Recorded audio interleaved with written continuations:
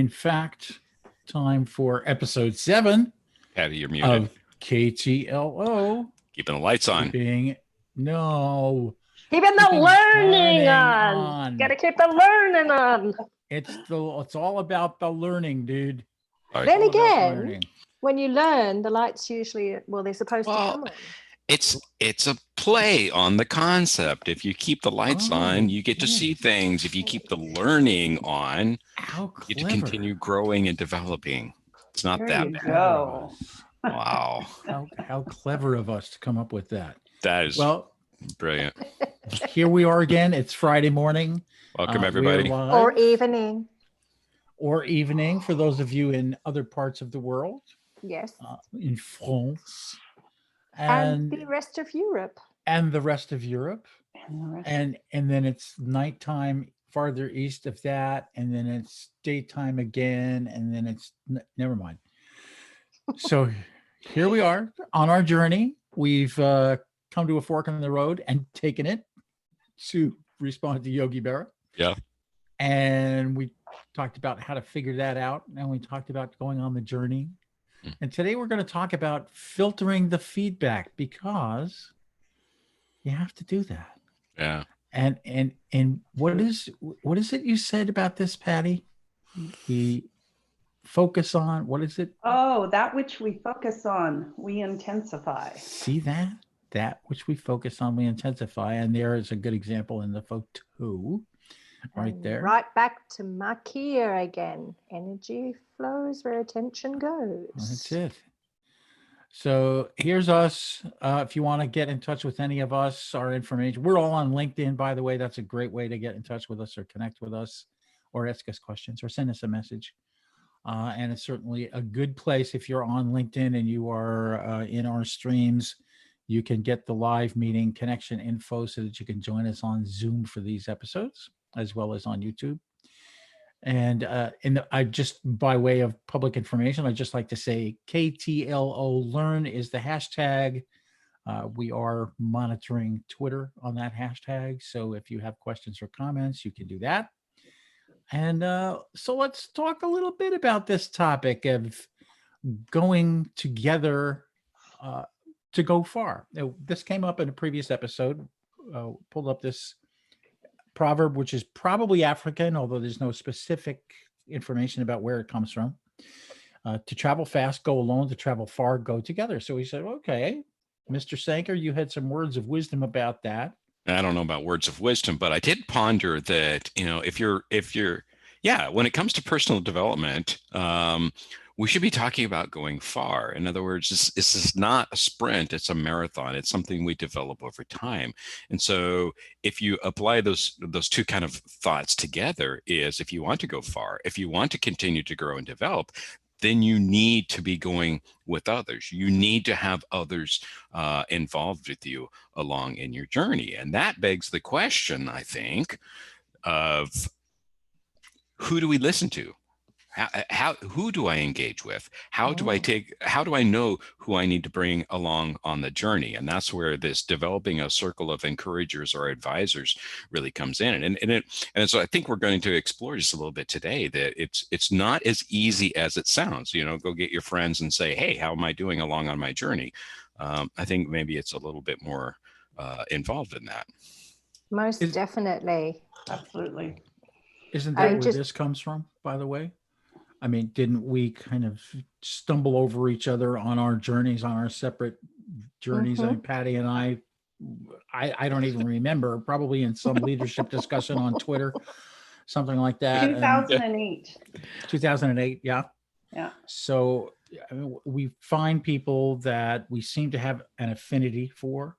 And then, and I think that brings us to really what we're going to talk more about today is, so how did each of us decide, Patty and I, decide that we wanted to have this fellow traveler and have had established a relationship since? And how did that happen?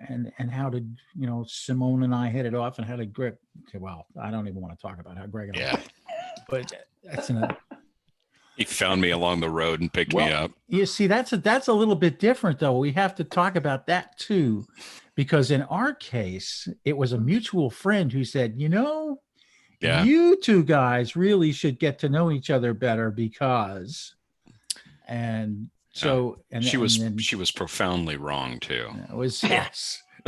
And the rest is history. Thank you, Andy Kiss. Yeah, thank you, Andy. And I still remember your expression, Greg, the first time we had met face to face at that conference in Norway. You and Kathy were at the back of the bus. We're on our way somewhere for this conference thing. And I don't know, you said something, your sarcasm is well known. What? But you said something, but I don't know. It just resonated with me, and I came back with something else, and all of a sudden, I felt like we were in a comedic duo. Yes. And, and buckle your seatbelts, folks. Yeah, Simone and Greg are into house. Oh dear. It's really interesting because when I met Greg, it was the same kind of, Roy said, Greg, you really need to talk to Patty, and Patty, you really need to talk to Greg. And we did. Yep. And I think we were in Orlando, and there was this, 2.5 hour conversation, and we both had to go to things. And it's like, what? Why do we have to stop this conversation? Because we were really in tune with a lot of the ideas and thoughts that we had about organization. And Patty, it's all Roy's fault that you and I met. So, I'll never forget looking at you down the hallway. It was just amazing. But see, awesome. This is interesting. The background I have behind me, because you're talking about establishing that circle of encouragers and advisors.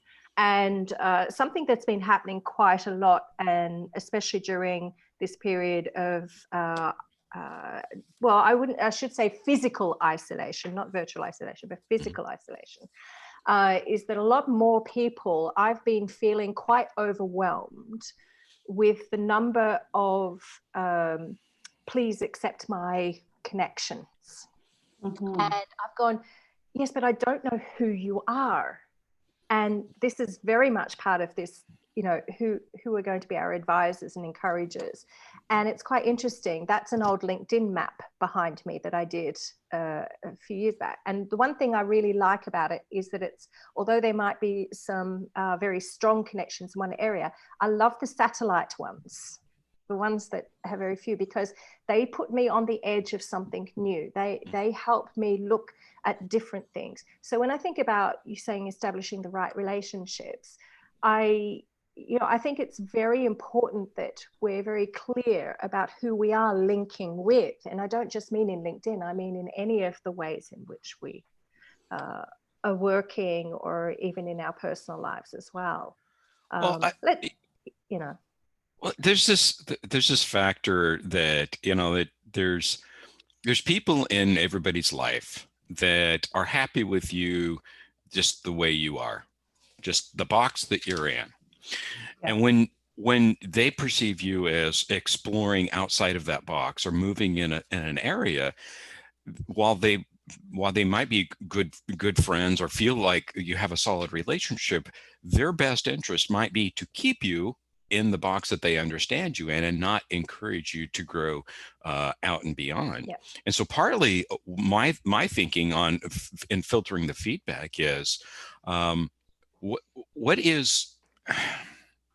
what's the validity relationship? Well, yeah, and sometimes even encouraging relationships, that feels like encouragement can be have ulterior motives as well. So part of it is, how do I become aware enough to think about with intentionality about what feedback am I allowing into my mental process that's helping me go where I want to go or get where I need to be? Because there's no shortage of people who are happy to see you fail. And in some cases, other people are projecting on you. It's like, well, I haven't tried hard enough. I haven't been successful enough, or I did try and it didn't work out. Eventually you'll see.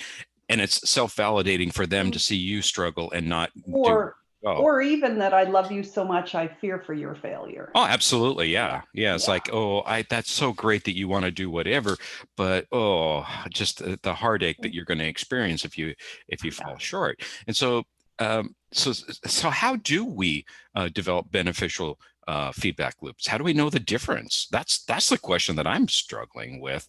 I have some thoughts, but what are you guys' thoughts on that? Well, I think there's go ahead, Simone, because you mentioned something the other day. Yeah, I was just thinking that, this, although this networking maps that I like to sort of do, that's about understanding my relationships, right? I like to understand, how they've developed, why have they developed, what's the core reasons for them. And I think it's as much onus on ourselves as well that we do look at those relationships and how strong or how weak they are, and the purpose for which we have them in the first place. Why did we originally connect? How has that developed over time? Does it still serve me in a positive way? I think that's a really important question to answer. And that leads me to the hidden agendas. There'll be many, many of our listeners out there that will have experienced in the past where they thought that they had this great colleague at work and they've developed this kind of mateship and this has been really good.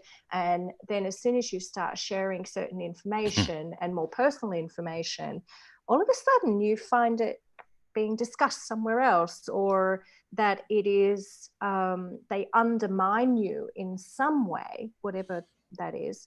Not going to air dirty laundry. But I just want to make the point that it does exist.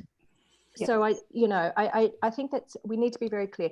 So our frenemies, which is a term of long ago old, sometimes I look at that and think, all right, if you discover a frenemy as part of this feedback loop that you're getting, and as part of those people that are trying to advise and guide you, or provide you support in some way, I have to think, are they actually our best friend in a way? Have they given us some self-awareness? Are they a mirror even to some of our own behaviors that we're not seeing?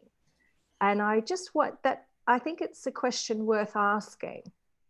I think it's interesting that if you can take a look at that as, is this a potential mirror? I think that's one of the best ways we do see ourselves. If I would never do that. And then you think, well, actually, maybe I would, maybe I have, maybe maybe I need to rethink what kind of a person I am to the people around me, right? Yeah, because they've obviously responded to your energy in some way, whether it's because of instances of jealousy, or it's because of out of fear protecting their own patch, or, whatever the reason may or may not be. It's not exactly a couch psych session that we're having at the moment, so we'll leave that one. I'm in. I'm up for it. Oh, sorry, no, it's live. I won't go there. Yeah. But that thing about mirroring, I think, is really interesting, because what is it that's being reflected that you can help either raise your own awareness or even raise their awareness as well, because that's part of the feedback. It's part of the communication that's going on between those two people. Yeah. There's a really interesting effect. I see you, Patty, and I'll yield in just a second, but there's a really interesting reality that to a very large degree, the things that people say or reflect back actually says more about them than it really does about you or what they're commenting on. So how do we sort through that? Like if I say to Roy, I want to do this, and if it's in any way true that his feedback to me is more reflective or in some way influenced by his own personal experience, then how do I sort that out?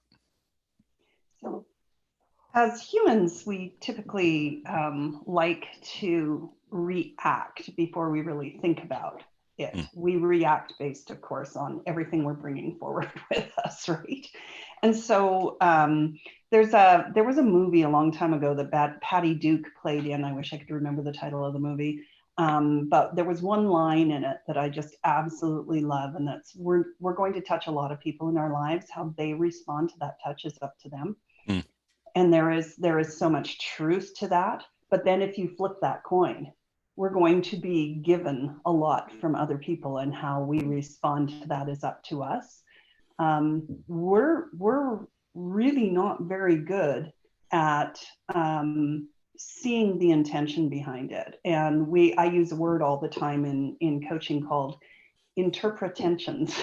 So we don't interpret somebody else's intentions very well. We usually have a tendency to just respond to what we're feeling, right?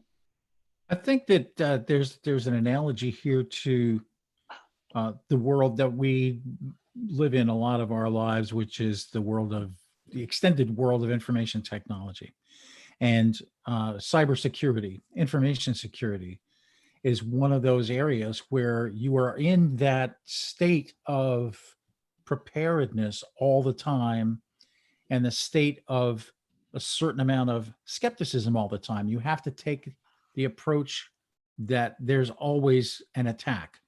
This isn't just an email from a friend, it's a phishing attempt. And I think that especially those of us who may have, in some aspect of our lives, been pounced on in the past, develop that personally, that someone tells us something, whether it's a compliment or a criticism of some type, and we're in that stance of being prepared to defend ourselves. Not that we have to react defensively, because our response is up to us, but that we're thinking of it skeptically, and we're prepared not to believe it or not to accept it at face value. And that's something that's where tension comes from, Patty, right? So this is a great word. I really like that. Yeah. I think that's also based on our ability to trust, most definitely. And it's definitely hooking into our three brains, our crocodile brain or our reptilian brain, which is our fight, flight, freeze. So that's definitely the first thing we're using to interpret. There's no doubt about that level of fear of whatever it might be. But then, that's going to move into our emotional brain and all those experiences we've had. So if I meet, a good example is sometimes I might have met someone, and it could be 20 years later, a different person, but they look and sound like that person I had that traumatic relationship with. And for some reason, that reptilian brain and all those feelings, all the brain's going to just flood my system with all those chemicals. And regardless of the first thing that comes out of that person's mouth, I'm already tense. I'm already interpreting what that feedback or what that relationship is going to be like.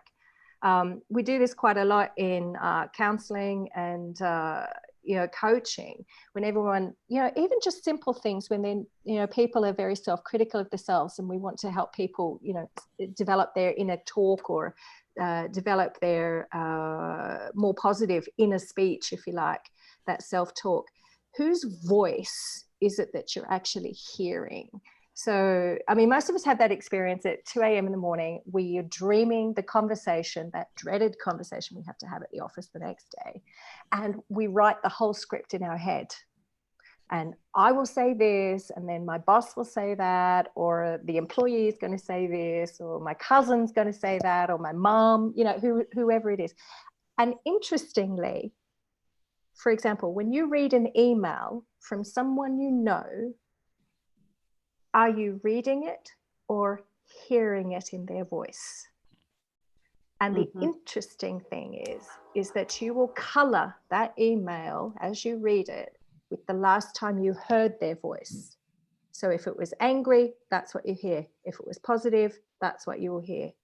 And this is the trick that the brain is playing on us. So we go into work the next day. Oh, the script, they did not follow the script. How dare they? They didn't follow the script that we've worked this out. I know what you're going to say. We already did that. But here's the interesting thing about inner speech, that even when we're doing our self-talk throughout the day or in the evenings, that it's already been shown by research that we have tiny muscular movements happening in the larynx, even though it's just what we think is purely inside our head. And so this little, it's detectable, but this little technique, it's called electromyography. And so even the voices in our head, there's this sense of externalization. So whose voice, yeah, I know it's freaky, but it's there. Whose voice are you hearing? Because if it's a voice that you would not take advice from, then why are you listening to it? So why are you listening to it? So For that me, makes it's always James Earl Jones. Yes. Oh, yeah, I'd probably listen to that. I would probably listen except to when that. it's Morgan Freeman. Morgan Thank Freeman, you. I would listen to that, right? Morgan Freeman for sure. So that's that What kind makes of the voice trustworthy is the Right. question. Well, so that's the thing. It's like you hear about like, hey, I've got an investment opportunity that you're going to get rich off of. Well, if it was so good, how come you're not getting rich off of it? Why are you sharing it with me, right? Yeah. And that for me, that kind of brings me to, you know, I know lots of people who play guitar in their bedroom, right? And so I'm a great guitarist in my bedroom. Why? Because I'm not interacting with anybody, and all I'm hearing is what I'm hearing, right? So my advice is, you want to play guitar, go out and play with some people, go play with anybody, because then you're enmeshed in the community. And it's not that you're getting feedback like, wow, you really don't play all that well. It's just that you're getting signals from folks who are doing what you want to be doing. Likewise, everybody's a novelist until they've written a short story and published it, or handed it out to their friends like, here, talk to me about this. And so for me, part of it is not just necessarily being critical of the feedback that you're hearing, but is availing yourself of those that are practicing or moving in the direction that you aspire to be or want to be. So why would you take writing advice for somebody who flunked out of college writing and has never picked it back up again? Why would you listen to that as a feedback, to your own writing? And you could name lots of whatever those are. And so part of it is getting yourself in the community of practice of whatever it is that you're trying to do, to the best of your ability. I think that goes back to something else that you said, Greg, too, which is when you're a musician, when you play with people who are better than you, you tend to play up. Yeah. They pull you up to a different level, and I think the same is true here, right? If you associate with people that are smarter, better in some way, then I think that's very true. And you see that in art, you see that in dance, you see that anywhere. Singing, that they've everything. done studies with kids who have tried to learn dancing in a teaching setting, and those who watch dancing on video. And just immersing yourself in seeing somebody else do it, you absorb the techniques in ways. And it's the same thing with art. If you can sit in a room full of artists, you're going to learn 3 techniques you would have never learned and might have taken you years and years to figure out. So why would that be any different translated to what we do? And I think when we talk about the need to filtering the feedback, it's especially true when we are embarking on something new. Yeah. Because we're already wearing our fear jacket. I mean, we're already, that's already sitting there, right?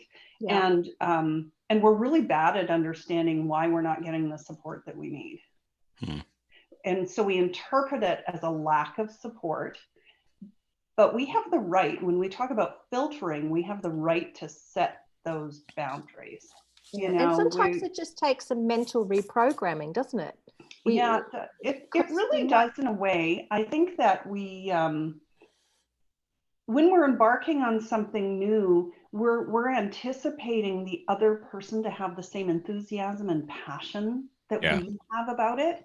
And they're people we trust and people we care about might not respond equally. They might, like we said at the beginning, out of love, be afraid for you if you're going to be doing something that might be outside of their comfort or security zone.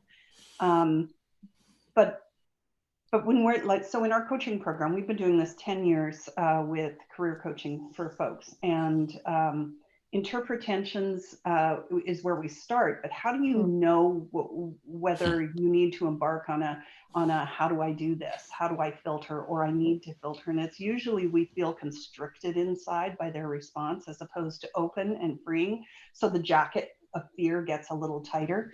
And when we're feeling that, we need to really take a look at, have we defined what we need with them?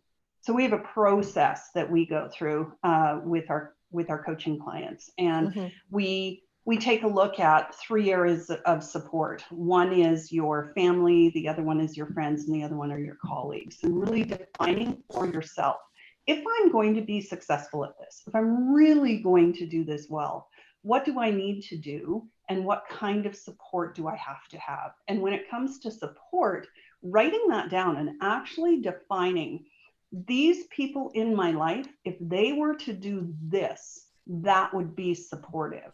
And then having the courage, and it takes a lot of courage because that puts you in a vulnerable position with people who might be outside of their comfort zone, right? Having the courage to really lay those expectations out. Listen, this is a really tough haul for me. This is all new for me. And I'm going down a path of unknown, and I need your help. Are you going to be there for me? Because this is what help looks like. And when you do X, that's not helpful, right? And then you can kind of continue to assess that as you move along. If they can't meet those expectations, that's when you begin setting your boundaries. You know, and I'm not going to talk about this with you. I love you. You're my friend. You're my family. You're my whoever you are in my life, whatever that relationship is. You are important to me. But when it comes to this, it's off the table because I'm finding myself unsupported by you. Yeah. And it's an interesting thing, you know, we've often said you can choose your friends and not your family. It's an old saying, but somehow it works. But there's also those other things that we have to, we get to a point when we're filtering this feedback, is understanding whether, we've got to understand that when we shift into a new gear or shift into a different direction, that relationship is going to change. And as a result of that relationship changing, their feedback mechanisms shift as well. And so there's going to be a different layering that occurs with that feedback, different filtering starts to happen. And so you have to realize they're going to dig their heels in. They're going to say, sometimes they will, because they're not ready to come with you, or they're not willing to let you go in some way. So that's where those fishing hooks are stuck in. You're going to start, you know, taking some of those off, because you have to, first of all, become aware that the relationship has shifted and that there's a new way of being and a new way of approaching and communicating with this person now. And in some cases, and those of us who've been around for a while, we've seen those people will fall off the trail, because do you know what? And that's okay. And you know why? Because they have their own adventure. They have their own journey that they're following. Yeah. And so there has to be an acceptance on our side to let them have their journey as well. Yeah. And oh, sorry, Roy, you were going to say something? I think there's another aspect to this too, which is, and I trying to be better about it. And I think, Patty, I saw something last night that indicates that you're in the same spot. We have people from all different aspects of our lives that we're connected to in some way or shape or form. We have those lots of loose connections. And I think that's good. It makes for excellent networking. On the other hand, we're connected to those people in some ways and not in others. And we may have extremely varied positions and different ways of expressing them. And so in these days, especially, it seems that we're bumping up against people in some way or another who have opinions and ways of expressing them that are really detrimental to us, to our well-being. We have to protect ourselves. And I think that's part of drawing the boundaries. We have to protect ourselves first.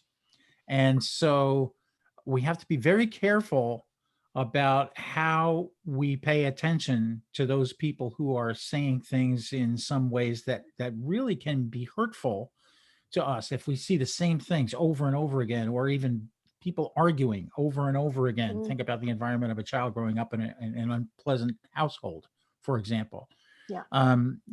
It's tough, but we have to really exercise discipline and say, I like this person. I respect them in their professional life, but wow, when it comes to this stuff, they're way off base, and I don't want to hear it. Mm-hmm. And I think that we have to be careful of that as well. I think so. There's, you know, when we started this, Greg, you talked about going together to go far, and we need people in our lives. And you talk about the mentors and the people that we invite in on our journey, on this adventure we're taking, that are supportive and helpful. When we're letting people go, we have to be able to say, you know, no matter how important you are to me as a human, on this adventure, I need something different. And when you're letting that go, don't forget, you can't do this by yourself, right? You need people to do this alone. So be willing to open the door to let those mentors in, let people in.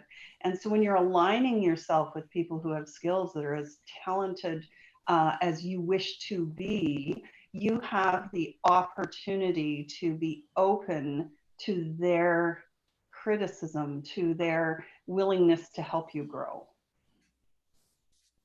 Right? Yeah.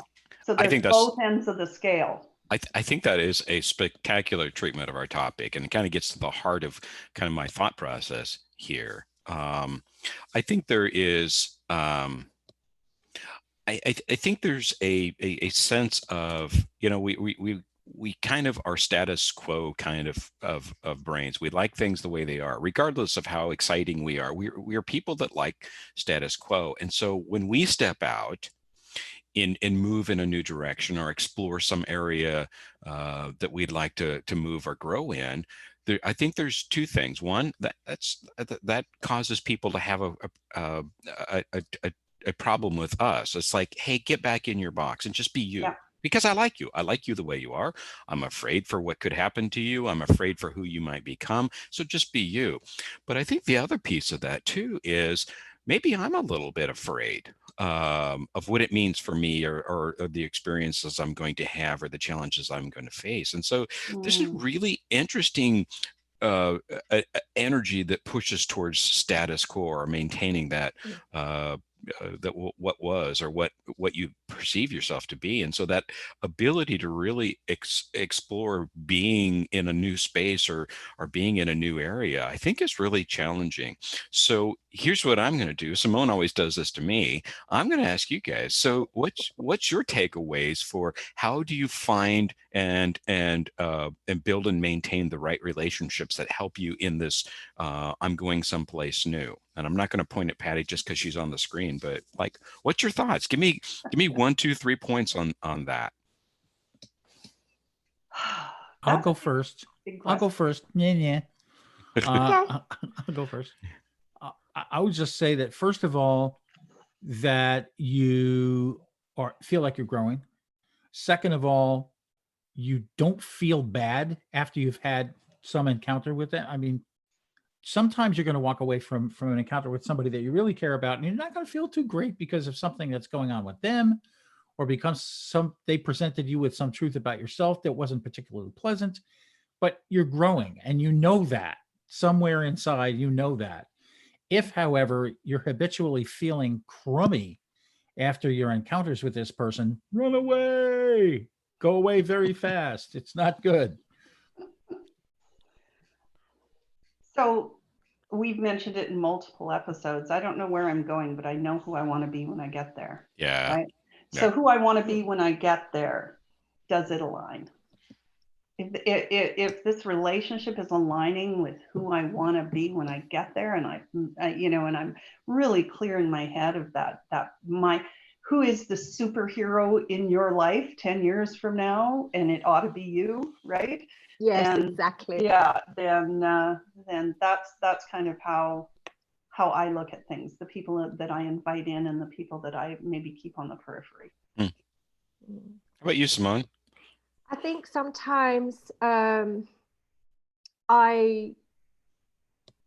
don't like to be boxed, and you've used the word, like, people want to keep you in that particular box or pigeonhole you in a particular way.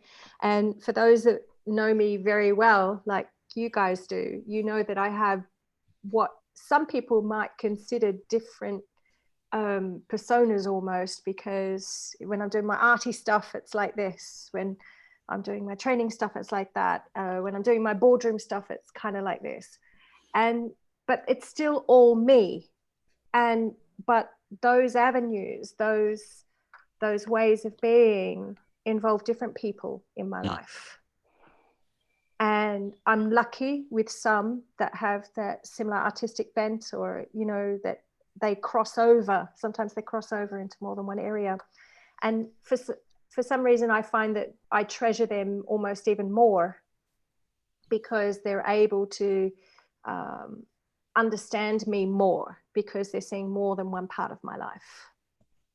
Yeah. And I think that's something to, when you think about all the relationships you have, it's great if you've got a coach on your career and it's purely focused on that. And I've been both mentor and coach for some people, and it has brilliant. And we know that is the core of the relationship, and that's also the boundary. Patty, you talk about the boundaries of the relationship. Yeah. And there's respect and there's trust around that area. Respect is, you know, in every encounter I have with someone else, am I walking away feeling like they respected who I was in that moment? Yeah, exactly. And I think that's where my joy comes from, is when I feel that that person gets me, you know, that moment when someone gets you. Yeah. Gosh, that feels it. You really feel the connection then. And that's when you know that you feel, it's when you feel you can trust their feedback and trust their advice and guidance whenever you want to come to them with a question on something. Or even if, you know what, it's not even a question that you necessarily want them to solve. Sometimes you just want them as your sounding board, just to help you think through what it is that you want to do. So that would be something else. I knew you were going to do that. So actually, I really liked where Simone was going with that sounding board. I was actually, as you were saying that, I was literally thinking that I think some of the best sources of feedback or encouragement or development for me are people that will let me think something out. I have multiple modes of operation, but one of them is I do verbally process, and some of the verbal processing. Oh yes, you do. Is, you know, shush. Is some of the verbal processing is an interesting process of discovery where you find yourself thinking things out loud that is like, wow, that's interesting. But to answer your question, Simone, Patty, my thoughts is it was a big moment for me.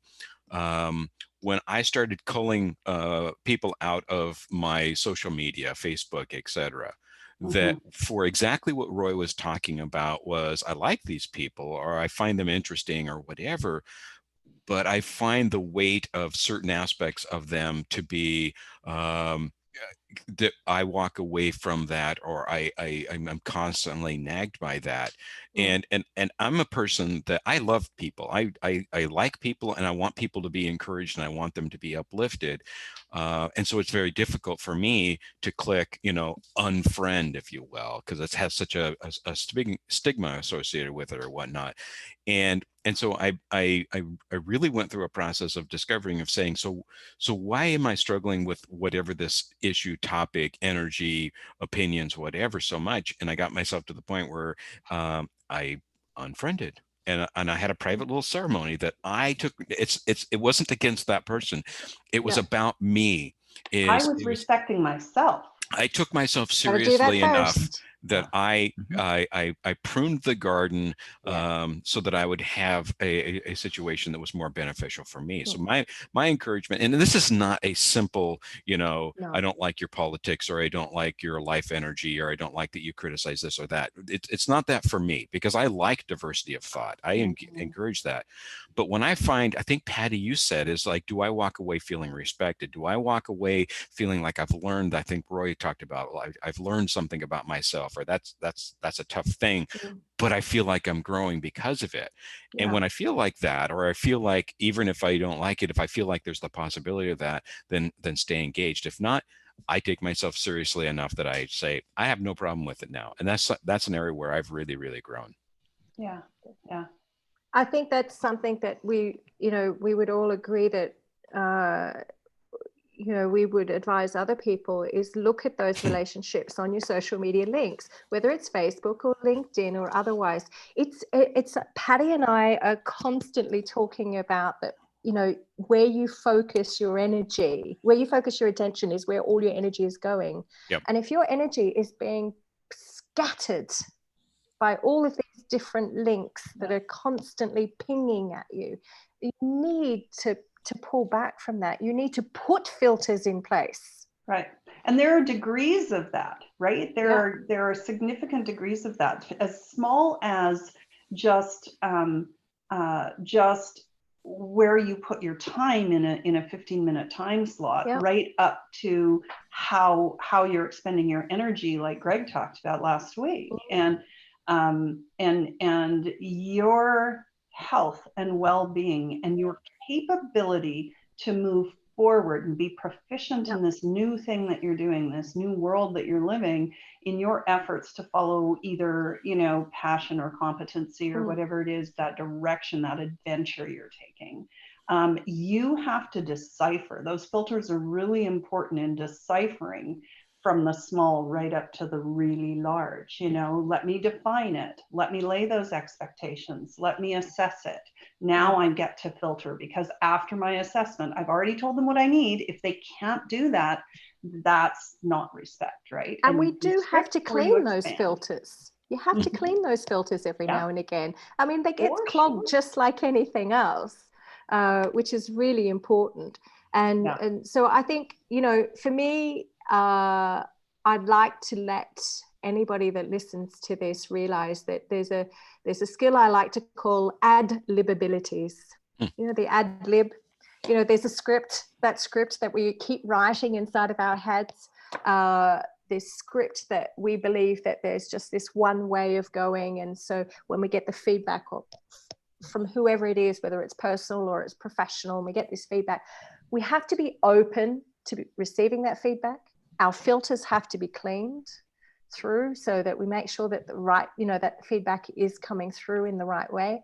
But, in the end, ad lib, because the script is never how you imagine it to be inside your head, ever. When we go off script, we keep the learning on. Go off script. Ad lib ability. Oh, well done, Patty. Well done. Which brings us to the conclusion of this week's fun and frolic here on Keeping the Learning On. Keep the learning on.